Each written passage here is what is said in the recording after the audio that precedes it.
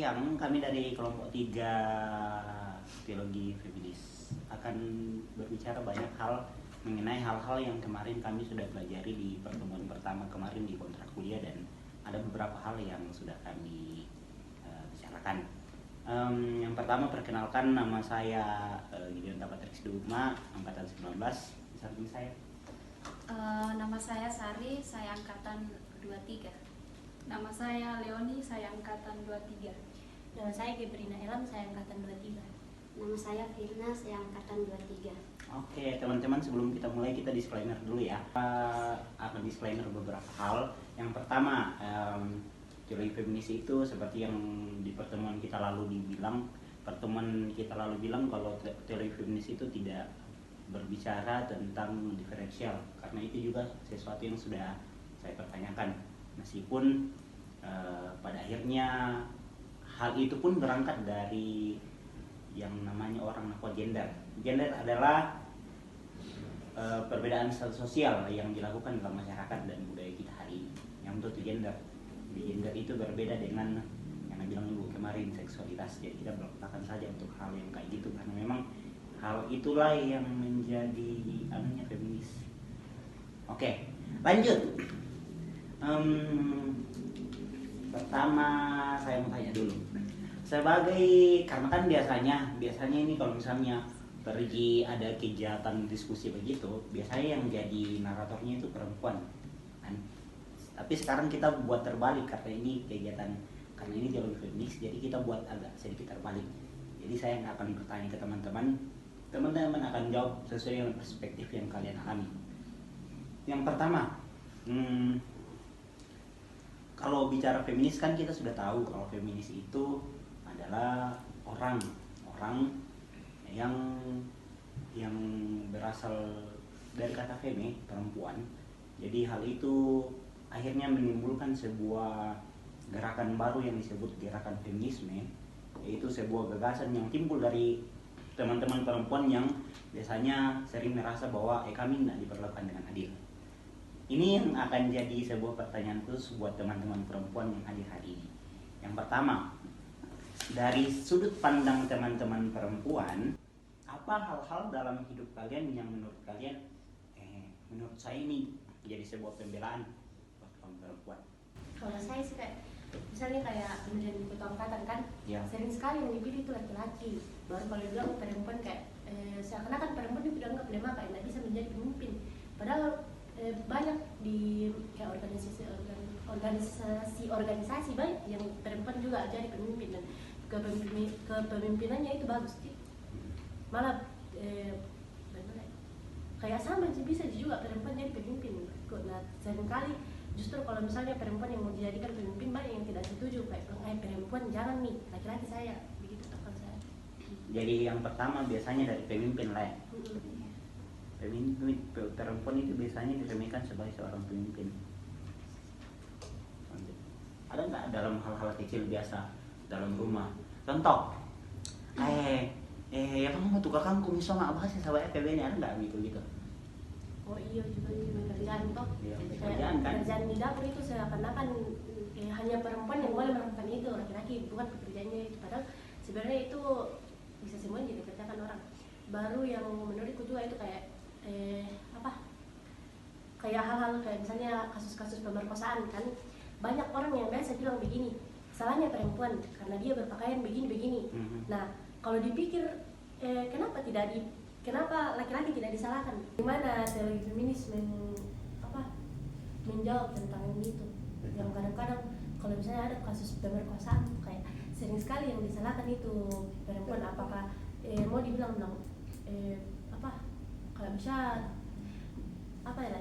kayak kalau dari tadi itu maksudnya tidak ada yang mau disalahkan di sini. Nah itu bagian pembelaan yang dibela oleh teologi feminis. Nah kalau begitu terjadi kasus begitu, berarti yang laki-laki tidak disalahkan? Enggak juga. Kita enggak harus ngomong begitu, tapi kan siapa yang pernah bilang begini, dan itu sesuatu yang pelajaran yang hari ini saya agak benci sih. Saya enggak tahu kalau teman-teman benci enggak.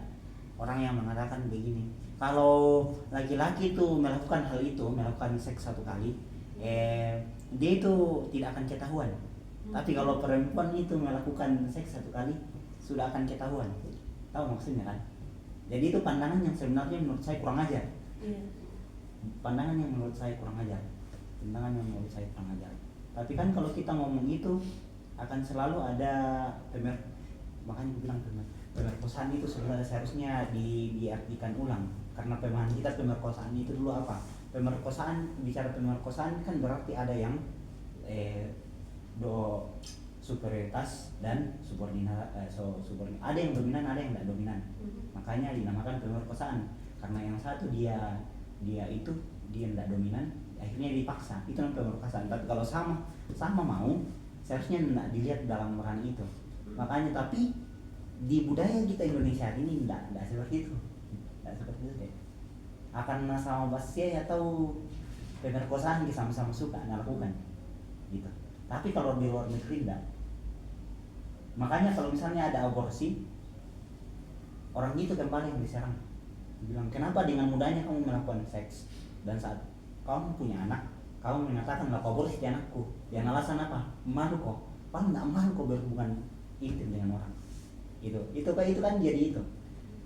Jadi kalau menurut saya, saat kita mengatakan pemerkosaan itu dengan alasan itu, kita harus melihat juga konteksnya. Apakah mereka sama-sama mau?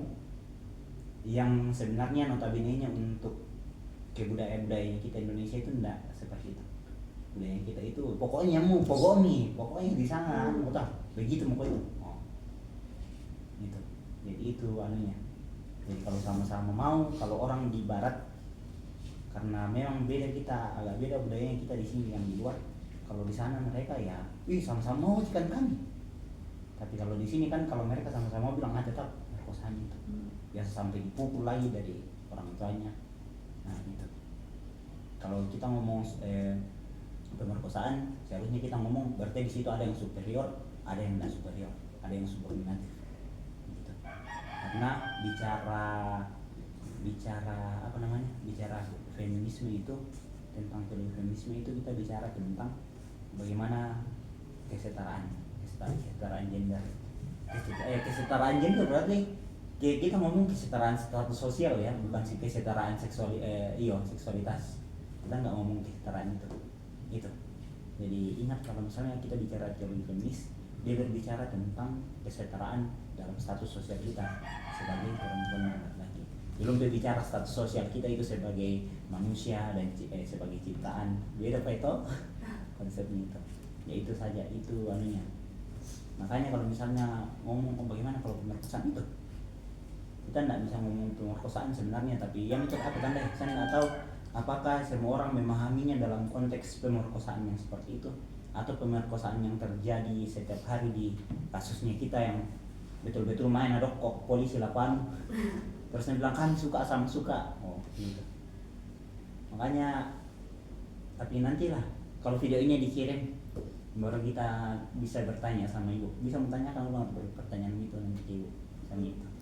Kira-kira itu untuk hari ini. Silakan nanti diedit kalau ada yang mau dipertanyakan, nanti kita sharing lagi untuk depan pertemuan selanjutnya besok ya. Hari Senin kita bisa cerita ulang apa-apa yang sudah kalian pelajari, bagaimana situasinya. Cuma kami bertiga untuk kedepannya bicara semua kira. Karena saya banyak bicara di sini, nanti dibilang saya menegakkan patriarki di teologi feminis ini, maaf. Disclaimer, saya tidak menegakkan patriarki ya teman-teman. Saya tidak menegakkan patriarki, mungkin mereka malu-malu karena saya senior di sini. Enggak, saya senior tapi tidak berarti saya superioritas dari kalian. Mungkin seperti itu saja ini. Silakan terima kasih. See you.